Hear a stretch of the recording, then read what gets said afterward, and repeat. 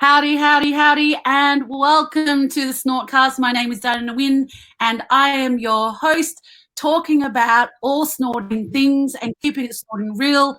It is interviewing funny people from all around the world and talking about how they put comedy into their story to share it to their audience and to change and shift people, especially when we're in a space called a pandemic, and how we can bring a bit of joy. And I hope this interview brings a bit of joy, because the person I'm going to be introducing you to very soon, he's watching, he's looking, waiting, is going to be speaking very soon. But before I speak, I do want to ask, where are you watching from?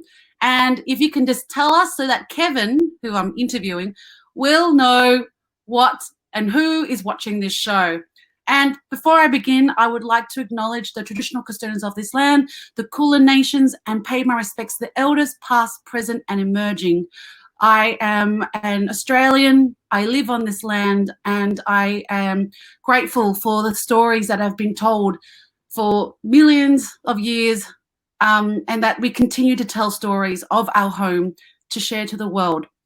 Now, if you are watching the show and you want to connect with us, you can follow us, the SnortCast, on Facebook, Instagram, and YouTube. And that this episode is supported by the City of Melbourne COVID Arts Grant. And without further ado, I would like to introduce to you our guest here. Our guest who's going to be talking all funny. He makes me snort every time I see him, so it's been so wonderful to see him now. Please welcome Kevin Kropinyeri. Thank you for joining us. Now, Kevin, he is one of Australia's most established and popular Aboriginal comedians with a long list of Australian TV credits. He is currently in South Australia with his family. He has taken a lot of his time to be here. We've had some tech, we've been working to make it happen. But yes, Kevin has been a regular feature on the mainstream corporate, club and festival circuits all around Australia and the world, and has performed in Edinburgh in a sold-out show called, it's called All Stars? The Aboriginal Comedy All Stars. So the four of the best Aboriginal comedians in the country. And we took our Aboriginal comedy to the world at Edinburgh, and it was well received. It was sellout shows, 5-star reviews, and we made it on the BBC. And we got on the BBC. We was rated as the top 12 shows of the festival. Of course, it was it was amazing experience. First time for me to be outside Australia performing, so I really enjoyed it. It was such an amazing experience. Then we went to London as well, and had the pleasure of being hosted by the Soho Theatre in London, and another also well received. And I can't wait for this pandemic to be finished, and then we'll be back to normal, hopefully sooner than later, and to be able to take the comedy back into, and take the funny out there to people again. That's it. And before you say any more, I want people to have a sample of your comedy. So we're just going to have a watch of Kevin working his magic at the 2016 opening night Comedy All Stars Super Show. And you know that someone's really big when they get to perform at the All Stars show. So watch. The great Kevin Kropinyeri! Packed out like a black fella's car, packed out tonight, people. Yes, I'm an Aboriginal man. Yes, I'm black and I'm proud. And I'm always being challenged about my Aboriginality, because my mum is black as, she's black like a struck match. Yes. And I've got 8 beautiful children to 3 beautiful black women. And I had a bit of an epiphany, because I love children. You ever notice that little kids learning to walk and alcoholics have the same fucking walk? And they got their arms out for leverage and shit, and the determination on their faces. And sometimes their body can't keep up with their legs. And they talk the same. I want what. Now, I don't know about you, ladies and gentlemen, but these lights are bright. And us black fellas in Australia, we do not like bright lights. And you know why we don't like bright lights? Because they remind us of police light. You ever notice that police light hit us black fellas? We start feeling guilty. And we haven't done nothing wrong yet. Yet. There'll be 3 or 4 of us walking down that street, that police light hit us, we'll be like,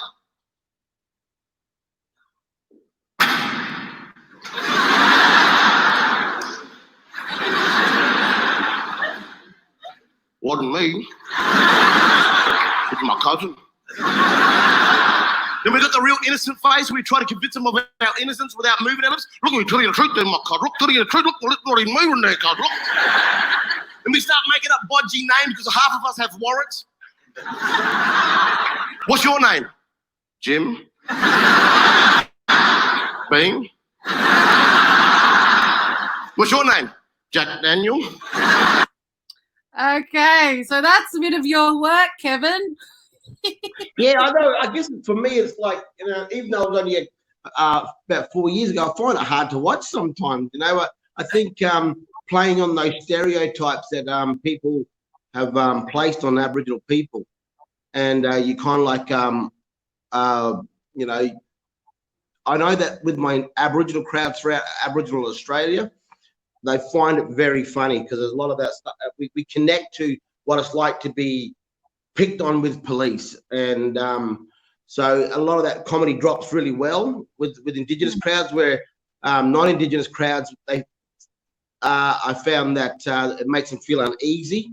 So then thinking back in 2016, where my comedy's even developed since then. Are you still with me? Yeah. Do you still see me? Okay, great.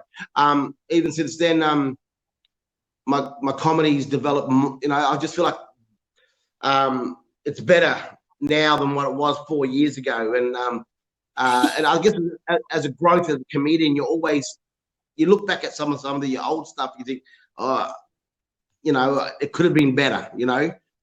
I hear you too. When I watch my stuff from 4, 5, 10 years ago, they're because, and I think it's really important that you speak about it, because you know that clip is on YouTube forever, and it's really good to talk about. As comedians, we're developing all the time how to tell stories. And before we even dissect that, can you tell us who are you? Who are you? Okay, who am I? My name is Kevin Kropinyeri. Kropinyeri is a traditional Ngarrindjeri. That's the name of my people, my tribe, my nation I belong to in South Australia. For all the Aussies out there, has anyone seen that old classic Australian movie, Storm Boy? That's the country where I come from. So it's the lower River Murray, where the River Murray meets the sea, basically. So it's the lower River Murray, Lakes and Coorong region of South Australia. And I'm from a little Aboriginal community where my mum was born, grew up. So I've moved back to community where I'm from after spending about, I don't know, a good 15 years interstate in Victoria and New South Wales. And it's good to be back home on country now where I come from, yeah.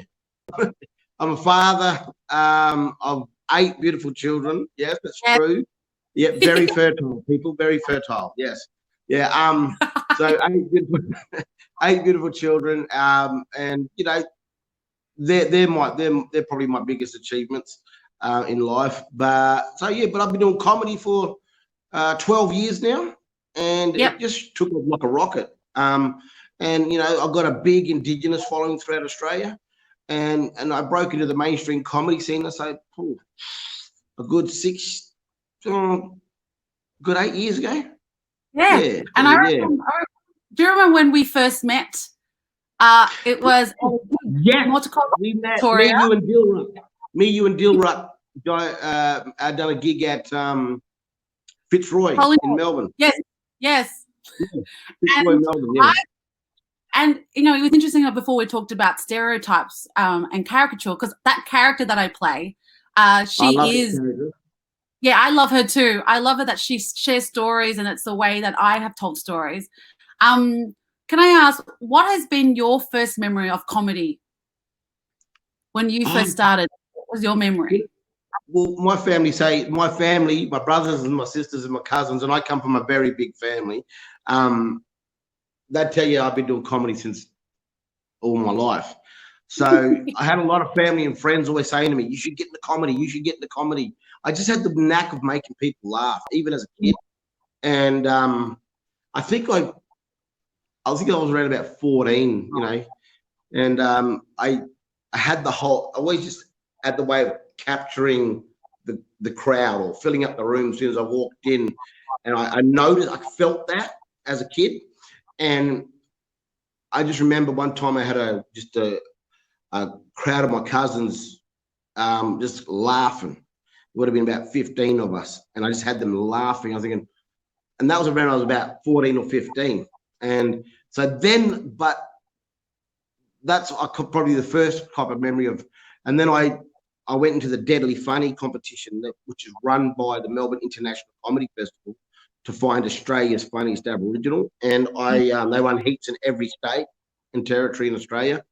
And I got the same email to go in this competition from about 20 people. Go in this competition, Kev. Go in this competition, you will win it. And I'm like, oh, you know, by this time I'm already a full-time professional artist because I'm an artist that working for myself, painting, doing paintings, murals, selling paintings, and I'm making enough to live by myself, to live off my own income. So I just went in this competition and just go, hey, you know, I'll just see how it is. Pick a bucket list. I went in it and I went in the SA heat and I finished third in the South Australian heat. But the producer at the time, Jason Tamaru, who I love dearly, give me a wild card to the national final. And I ended up winning the national final off a wild card. And it changed my life, literally. Wow. And, you know, it just went on from, you know, it's been a journey and it's been a lot of hard work. I mean, you know, so, you know, you get where, you know, you what you put in is what you get back out. And I've just managed to be in the right time at the right place. A few good people around me that believed in me. It is, you know, the timing.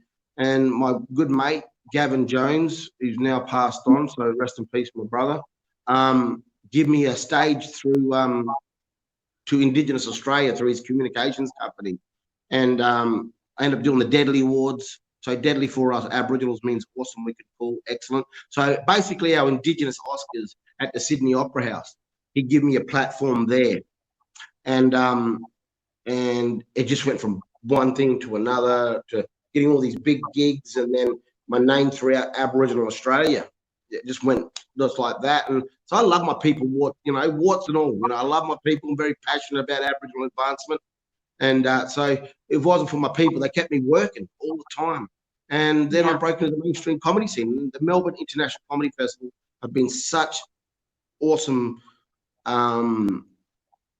people in promoting myself and other Aboriginal comedians. And they've given us stages. You know, I've done the gala twice. I've done the Melbourne Comedy Festival 30-year celebration. You know, been on, you know, so they've given me a lot of big gigs with other awesome comedians. So it's just going on from one thing to another. And, you know, you have to have the funny and you have to bring it. And as you know, sis, you know, we've had the pleasure of performing alongside each other on a number of occasions. And I'm a big fan of you. And it's just, I just bring the energy, you know, I just bring it. And I'm like a ball of energy out there when I'm bringing the funny to the people, you know. And you brought it up about the Melbourne Comedy Festival. You and I both have had shows that were meant to be performed this year at the Comedy Festival. This was meant to be our shining light for 2020. And that's what a lot of people don't understand. Like, we don't write shows in 1 week and just perform it. It's a lot of preparation. It takes me about 18 months to turn over a good solid hour. Wow. You know, some comedians do it. Sometimes, I don't know, some comedy gems just fall in your lap. Boom, you got a comedy gem. And some you have an idea and you work to it. Yeah, okay, and then you chop and change it, and then you believe in a joke. You think, yeah, that can work. And so it takes a bit of development, and then obviously you got to trial jokes. And so to get the stuff that you bring to the stage is rock solid and very, very funny. Yeah, and COVID stopped us performing. How have you been traveling through COVID? Because I did have a tough 4 weeks. And this is what is interesting. People think that comedians are funny all the time, but we know that to be funny, you have to see darkness to see the light. Look, yeah, absolutely. I think for me, I come from a very dysfunctional background. I was born into a situation that I had no control over, and then grew up in a domestic violence, alcohol-fueled violence home. And so I think finding the funny in all the dark spots in my life, being in trouble with the police, broken marriages, all that type of stuff, and then you find the funny in stuff, you find the funny stuff in everything, and even through this pandemic, I can imagine how many comedians are writing COVID jokes at the moment, and I kind of found a lot of funny through this dark time, and so I've written some stuff down, but I tend to want to just not do it, the COVID jokes, because I think everyone will be doing it. I want to do other stuff that other people aren't talking about, Now, I totally hear you about that. And because I've seen your comedy and I know you as a human being, you're a great friend. Like, we've spent 2 a.m. talking at a bar, just talking about life and stuff. Yep. How have you used your comedy to get you through the hard times? I think it's a skill to laugh at yourself, really, isn't it? You know Yes. what I mean? It's really a skill to laugh at yourself. And I think, well, you know what? And I didn't realize that how off the cuff funny you can be sometimes. And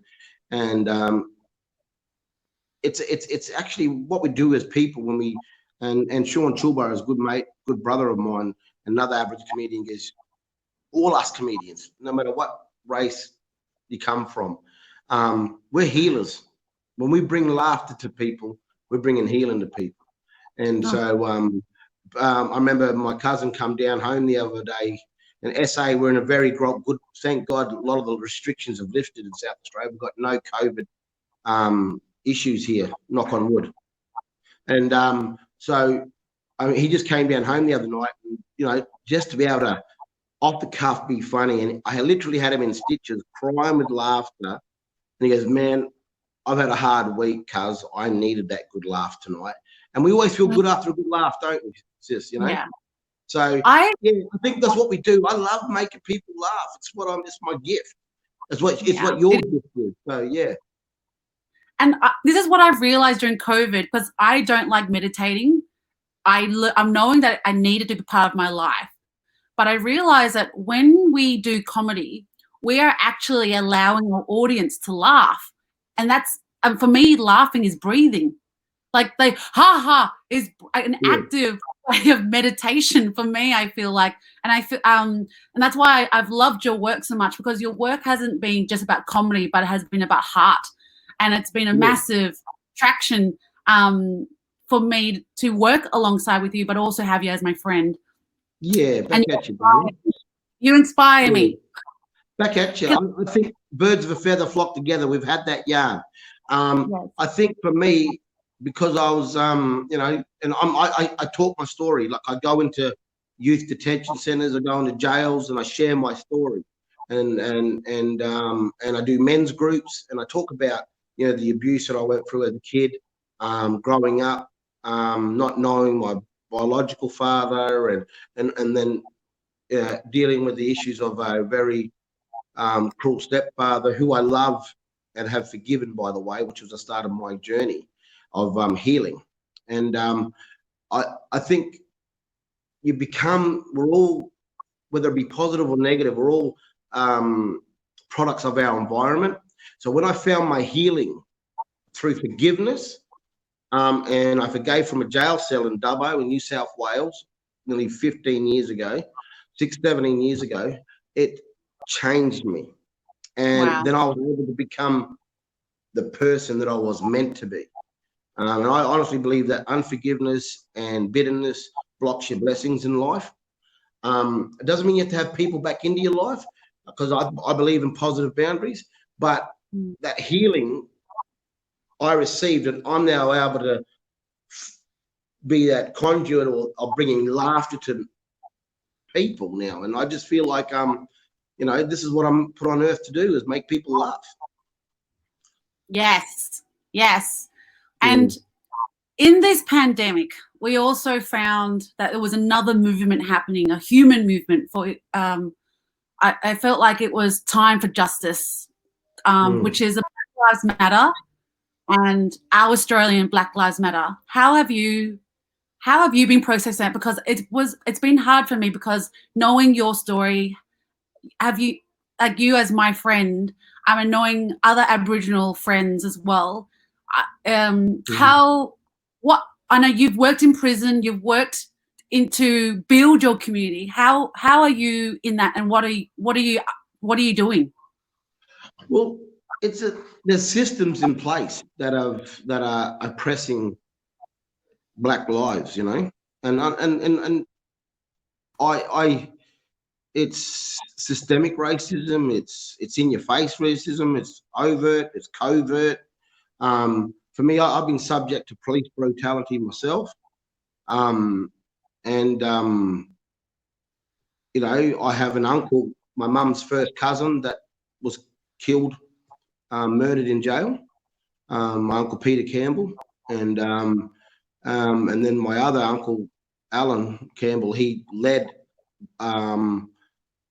Black Deaths in Custody movement back years ago, like decades ago, and he championed the cause. So it's something that's close to my heart, and I think there's been so many deaths in our country, Australia, that at the hands of police, and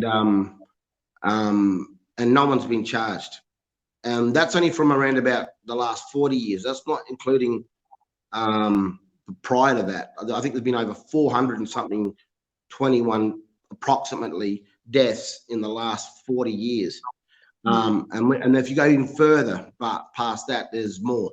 And no cop has ever has been charged.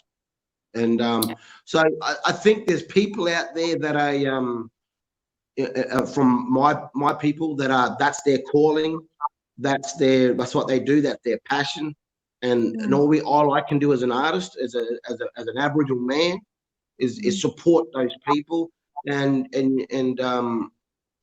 do what I can do from my end to champion the Black Lives Matter movement. But when you got around Australia, you got the Major Mitchell Trail, and you've got all these things honouring Major Mitchell. Well, he was commissioned to go out there and clear the land here in Australia. He was a murderer, but yet they honour that man here in Australia. Everywhere you go, the Major Mitchell Trail. Well, on that trail, he murdered and killed innocent women and children and men, just for progress.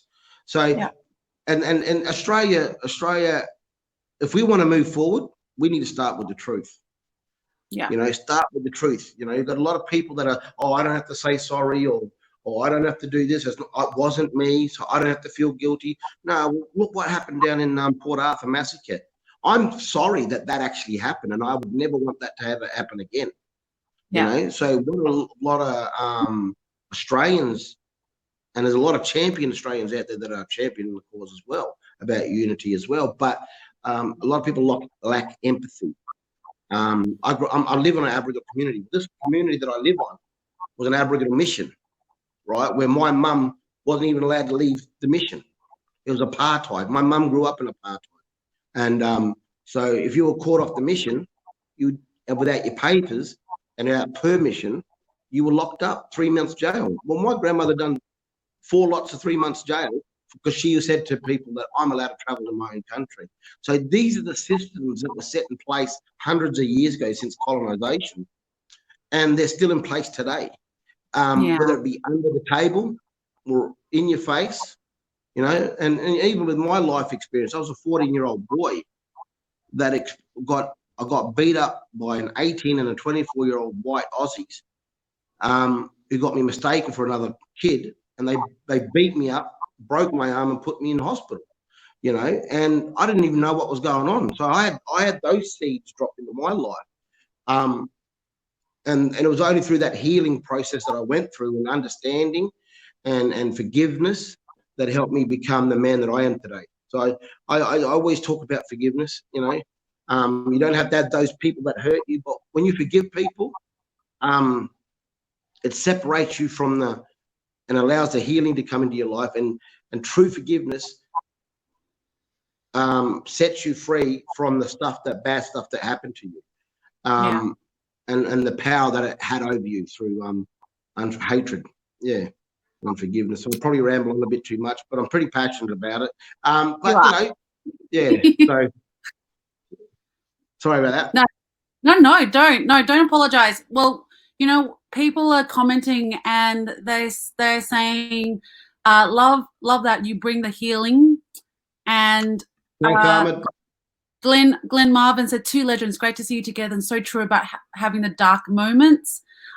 We have people watching from Indonesia, Tanzania, UK, who are listening to your story, Kevin, because these stories aren't available on this platform that I'm speaking from, which is on LinkedIn. And I think it's so important that your story is shared. And so thank you so much for allowing and trusting me with this space to share your story. Yeah, that's all good. So I think for me, as a person and as an actor, and I love seeing you on telly the other night too. That character you played is very funny. Yes. But as we grow as artists, and the higher we climb, the higher we go in our careers, the more exposed we become. So I'm all about, let's share it all. Because there's no skeletons in the closet here. I talk about my childhood abuse. I talk about my unfaithfulness in my marriages and where that led me to. And that were sad things. But when you can find the funny in it, and you know, and I talk about the rawness of dysfunction. But when and then when you find your healing, you can then find the funny in everything that you've done, no matter how dysfunctional it was. And then you can think, and a lot of people connect to that. Oh yeah, I got an uncle like that. Oh yes, I was like that. I remember when I done that. And they find that funny and connect with you through that laughter, you know, and through that funny dysfunctional thing that happened. You know? I love the word dysfunctional funny. Can I ask, who inspires your dysfunctional funny? It was me, because I done some dumb things growing up. Dumb things, you know. It's like, you know, that innocent look, you know. But I just found that I'd make fun of myself, and people would laugh at that, even just in general conversation. But the truth be known is that I'm very I was very sorry for my wrong way of living when I was a young man in my 20s. I was violent, I was angry, I was hurt, I was broken, and hurt people.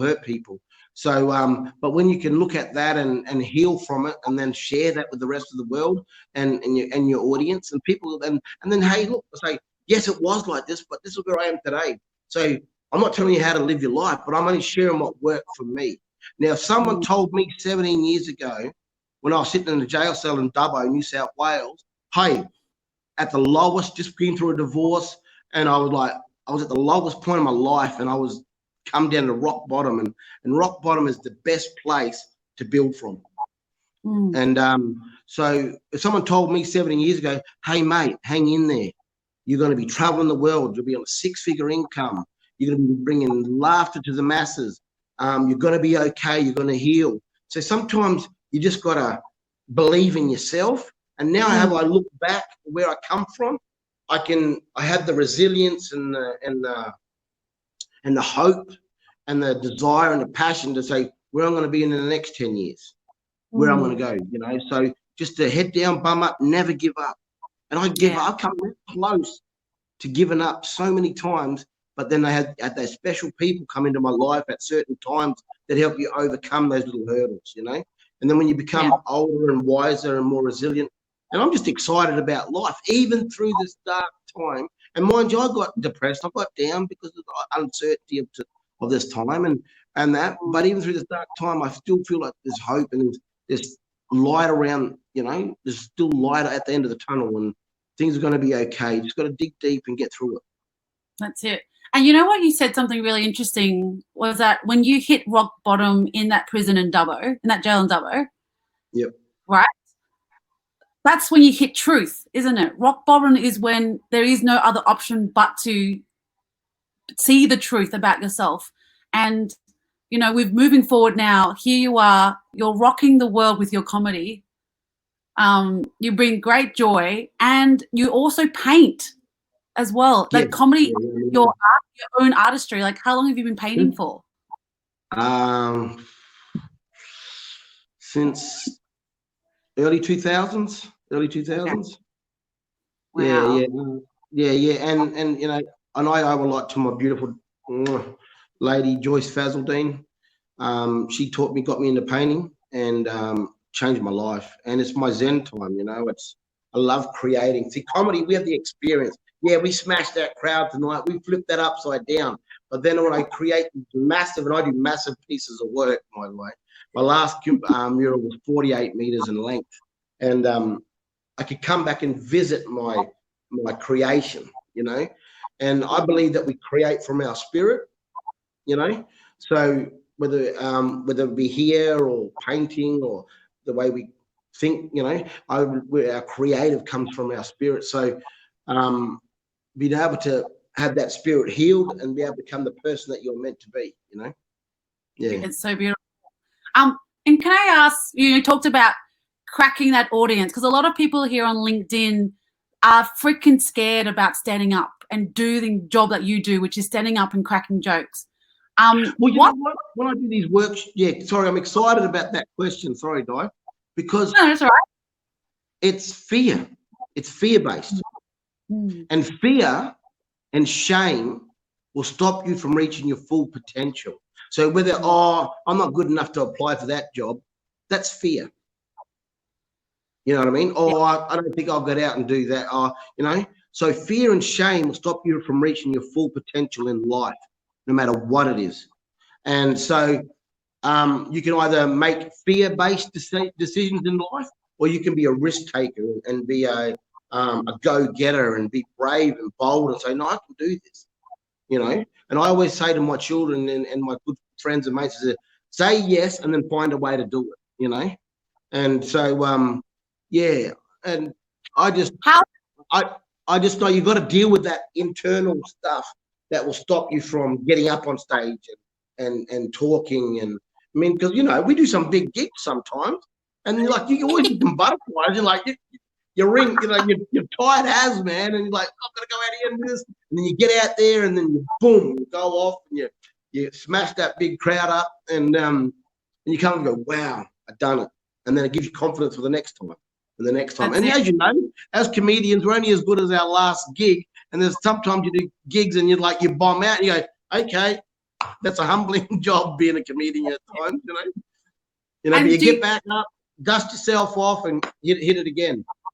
That's it. And I do want to talk about worst performance that you've ever had, like a heckle, because that's the magic of our work, isn't it? Like our job is to manage hecklers and kick them back in. I remember I did cry on stage once. Wow. You never told me that one. Yeah, okay. No. Adelaide Fringe, which is your hometown. Oh, my home city, yeah. Home city. I cried on stage when a heckler decided to leave my show 2 times. And I told her, leave, but she kept changing her mind. And then she got up and left, and the door closed. And then I started crying in front of my 30 people in the audience. Oh, bless you, darling. But you know what did you learn from it? So when we make these, when things happen like that, what did we learn from it? That's the things that I asked myself. So yeah, what did you learn from it? That's a very good question, which is number one is that I was very raw because it was Adelaide Fringe and I was flying all day. So I my confidence was lacking that day. Yep. And I didn't have a rebuttal for her when she left the door. I had a couple of jokes before that, but when she walked out, she actually hit Diana, not the comedian Diana. Yeah. You got to be rock solid up there. I know, and I've been there. I've been racially slurred on stage. But I'm locked and loaded, man. I'm like, I'm a Gatling gun, and I've got all these. Bring it on, the hecklers, you know. And I guess I'm battle hardened in that area because of the way I grew up, you know. So, but my mum always said to me, and my mum passed away, but she said to me, you know, what other people think of us is none of our business, and we have to be tough, just in life as general, you know. Got to be that crocodile, you know, soft underbelly and real hard back, you know. So I think from that, one of my hardest gigs was early in my career, and I think I am where I am in my career because I have a lot more wins and losses. But there are those nights where you just bomb, and I've been, you know, you just got to get up, just soak it off, dust yourself off, and get back on that horse and go again. And you learn from it. You learn from your mistakes, and you learn from different crowds and how things are. Yeah. How many times do you think you've stood up? Like, if you had to give a number on stage. Mm-hmm. Oh, I wouldn't even have the numbers. Be well into the thousands. Yeah. I've done that many gigs. There was one time I only spent 21 nights at home in 1 year. Wow. Yeah, so I was literally living out of a suitcase going from gig. I mean, I was single, just come through a bit of a breakup, in a relationship breakup. So I just head down, bum up, took my kids on the road with me when I could, and just just managed it, and just, you know, just head down, bum up. And I think comedy through that hard times like that, and you know, and all the mothers of my children, they're beautiful women. They're beautiful women, and I just want to thank them for giving me the beautiful children that I love so much, you know.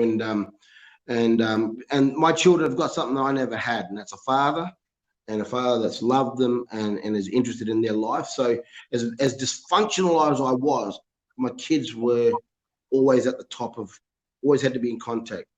And, you know, I've got, you know, and it's been a hard job juggling them, you know, like 6 of them are all adults now, you know, and I've got 3 beautiful grandchildren, 3 grandsons. You're great. You're great. Yeah. And, you know, I've got a son that's in the AFL playing for Melbourne. I've got my oldest lad is such a successful young business fella. My oldest daughter is such a loving big sister, and my daughters have just been, and my sons have just been such big blessings in my life. And I just live, you know, and as parents, you kind of like make mistakes here and there, but you know, love overcomes everything, you know. It does.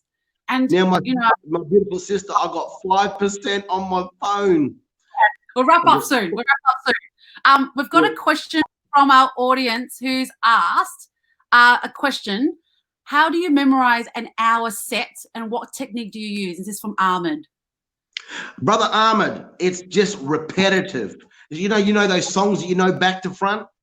Because you're doing one gig in Victoria, it's exactly the same gig you're doing in Western Australia, Queensland. So it's just that 1 year of doing the one set over, and it's just like everything just falls in the line. A goes to B like dominoes. So it's just the repetitiveness of remembering a 1 hour set. Yeah, and one joke will lead into the next joke, and it's just that recycled thinking, like circular breathing when you play the didge. It's like circular thinking. So you're sitting there talking to the audience and engaging with the audience, but you're already thinking about the next set that you're doing, you know. And so that's how you do it, brother. Yeah, just full on repetitious.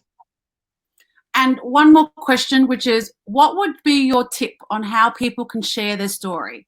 You're using it through painting and standing up. How can people share their story? Okay, everyone has a sphere of influence. Everyone has a sphere of influence, no matter what it is, what medium.